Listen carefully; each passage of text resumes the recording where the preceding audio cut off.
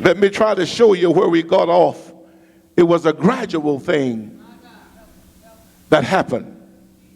You know what that means when the preacher looks at the watch? Don't mean nothing.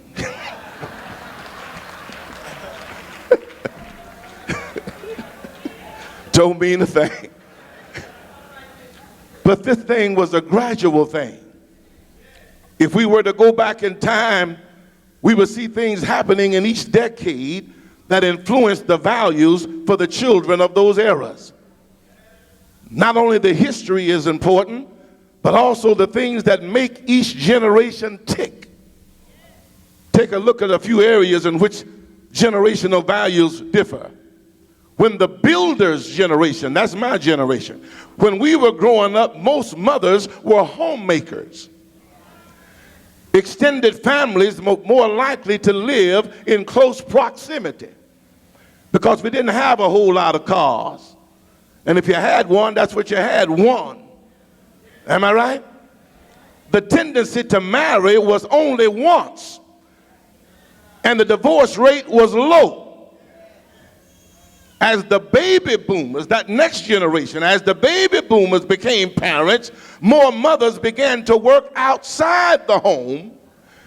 The divorce rate increased significantly, dispersing the immediate family, and the extended family also became more dispersed as mobility increased and families moved to follow their careers. Now this is where the thing starts to shift now. Not enough of our churches made the adjustment to the change in times. We missed it. We didn't redeem the time. We didn't take full advantage of the time. We should have started having marriage classes then. We should have started having couples ministries then.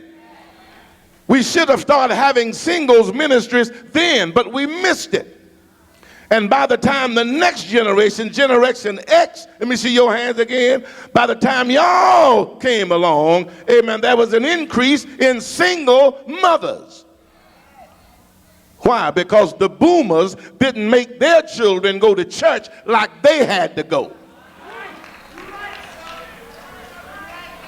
They said, I'm not going to put that on my child. I'm not going to make him go. Mama made me sit up in church all day long. I'm not going to make my children go to church. Yeah. We messed up. And because of the increased economy, more dual income households came into being. Many exes came home from school to empty houses. Empty houses mean empty district meetings. And empty district meetings are produced by empty churches. The exes made plenty of money. You had a booming economy. You had big houses and big cars, but your children were latchkey children. And instead of the children redeeming the time, or rather, instead of the churches redeeming the time and opening their churches for after-school programs, we were just happy about the big tithing offerings. Hey. And then that next generation came along, the net generation. And in that generation, we've seen a rise of joint or shared custody. Children have grown up in multiple households. They live with daddy a week and live with mama a week. Am I right, somebody? There's also been an increase in the number of children living with single fathers. The net generation is a generation without stability. They go from one babysitter to an aunt to a cousin. We're living in a day now where you will let anybody keep your children. But in the builder's generation, in my generation, my mother wouldn't let me stay at nobody's house, and she knew them. She knew them. But you ain't gonna spend the night over there. Perhaps the biggest clash of values revolts from the differing in views of marriage. Us builders, my generation, feel that once married, it's until death do us part. The boomers come along with their fast-paced lifestyle, with their rejection of traditional values, and their focus on their own needs, and they see divorce as a solution when the relationship becomes difficult.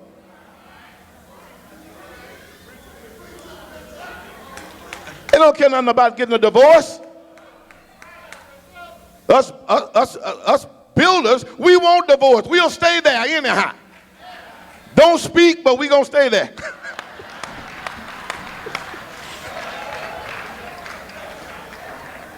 Don't sleep in the same bed, but we're going to stay there.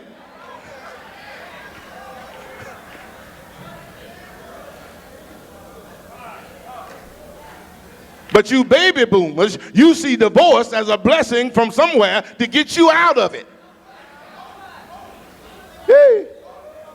Hey. And then the exes, many exes, when the X generation came along, they were so scarred by the marriage pattern of their parents, that you didn't have a chance. Your parents messed you up. You haven't seen your daddy. And so the exes are hesitant to get married and tend to wait longer if they get married at all. And the trend of living together without being married is a real option for that generation. Some of y'all sitting up here right now, bucking and shouting and living with somebody, and don't feel any condemnation.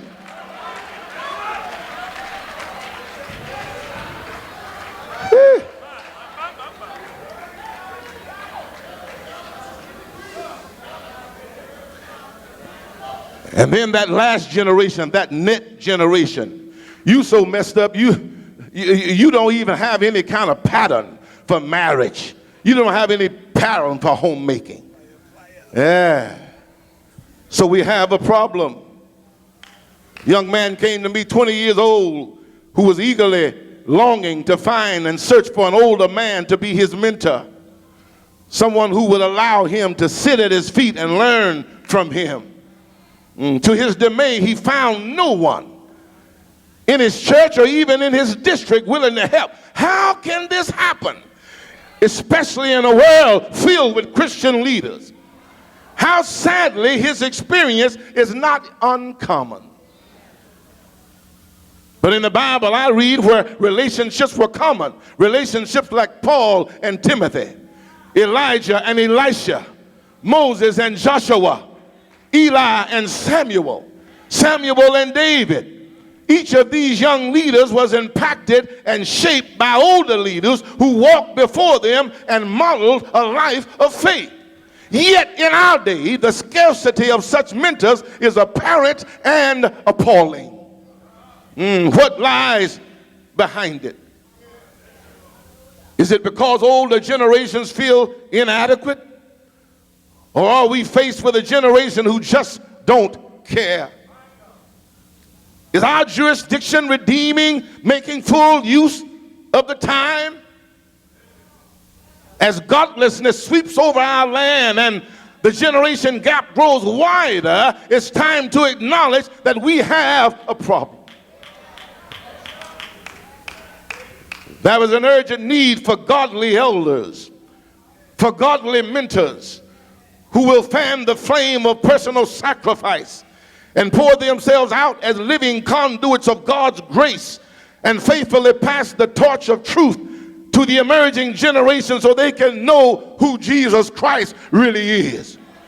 Am I right, somebody? We must redeem the time. The task may not always be easy, but it's worth it. God is faithful and will use such mentors to both influence and bless other generations of Christian followers. Who will answer the call and rise to the challenge, Timothy by Timothy?